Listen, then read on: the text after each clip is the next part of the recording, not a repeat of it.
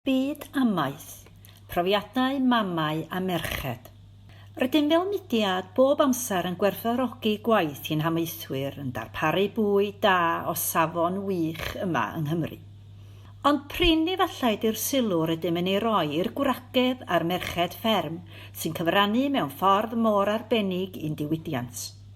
Cawn gyfle efallai yn y sioe fawr a'r Ffair Euaf yn Llanelwedd ac yn wir yn yr holl sioeau lleol i gael sgwrs a gweld peth o'r gwaith gwych a wneir gan ferched Cymru.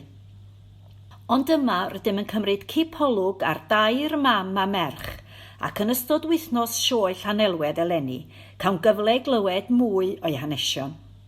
Cofiwch edrych ar y cyfryngau cymdeithasol i weld yr union ddyddiad ac amser. Eiri ac Eirwen Williams.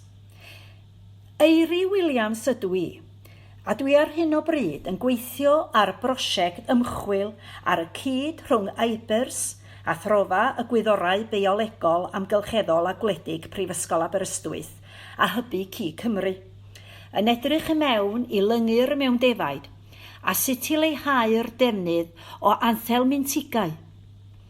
Mae hyn yn golygu treulio amser allan ar ffermydd, gweithio yn y labordy a treulio amser yn ysgrifennu'r canlyniadau.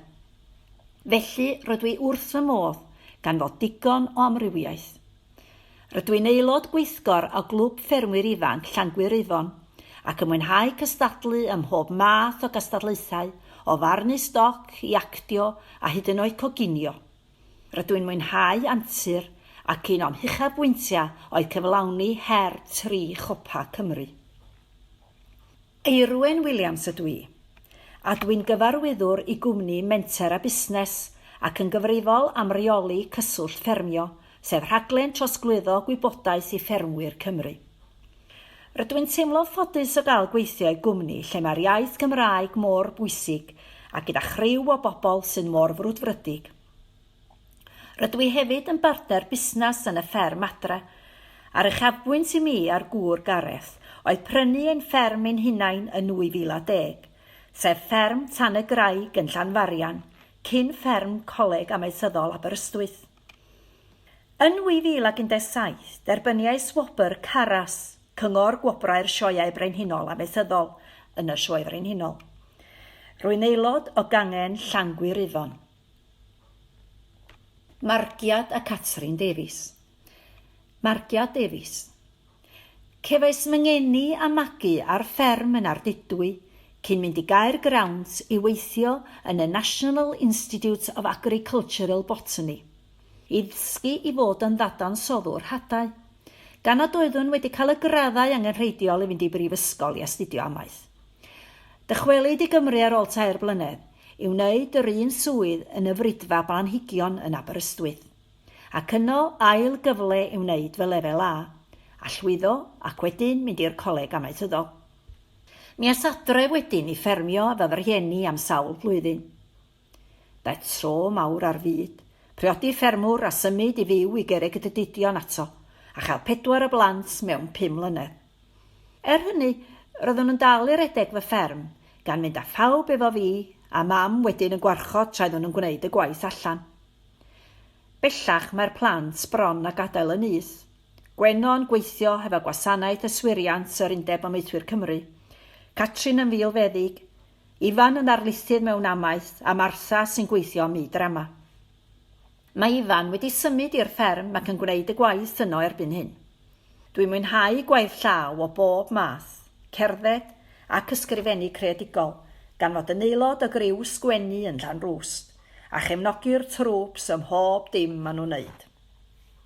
Catrin Davies. Catrin ydw i. Dwi'n filfeddig ac wedi cael fy magu ar fferm yng Ngherrig y Drydion. Ers yn ifanc iawn roedd gen i ddiddordeb mewn gwyddoniaeth, felly ar ôl astudio bioleg, cemeg, mathemateg a drama ar gyfer fel lefel A yn Ysgol Dyffryn Conwy, es ymlaen i astudio milfeddygaeth ym Mhrifysgol Lerpwl am 5 mlynedd. Wedi graddio, dechreuais weithio yn Aberystwyth. Dwi'n mwynhau pob elfen o fy swydd, yn enwedig cael mynd allan i ffermydd i gymdeithasu. Un uchafbwynt yn fy ngyrfa oedd ennill gwobr Dairy Vets of the Future mewn cystadleuaeth i golegau milfeddygol trwy Brydain. Yn fy amser sbar, dwi'n mwynhau chwarae hoci, actio, coginio, cymryd rhan yn weithgareddau'r ffermwyr ifanc a dod adref i ffarmio pan dwi'n cael cyfle. Eirgain Jones ac Eiddwen Hughes.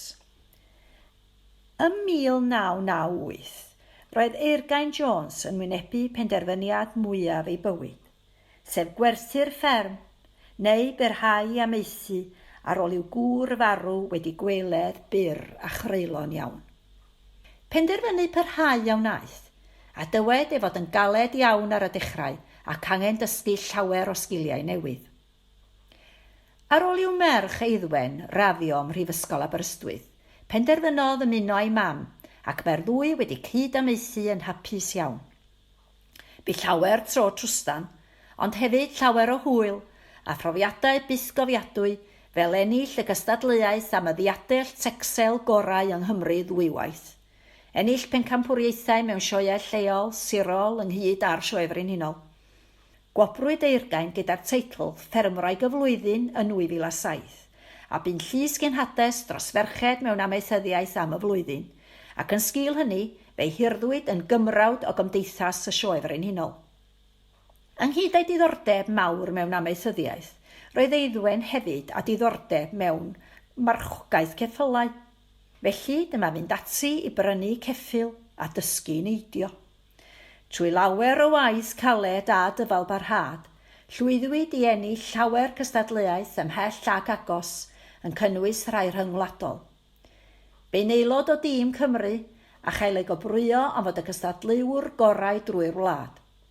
Mae hyn wedi agor byd hollol newydd i'r ddwy, a tybed ein nhw yw'r unig fam a merch sydd wedi pasio eu prawf gyrru HGV ar yr un diwrnod. Dywedodd hen ffrind, gwnewch yn fawr o bob cyfle, ac yn sicr mae'r ddwy yma wedi profi hyn i'r eithaf. Erbyn hyn mae Eiddwen yn briod ac esmor ac yn fam i ddwy ferch fach. Tybed pa anturiaethau fydd nesaf yn ei haros ar daith bywyd.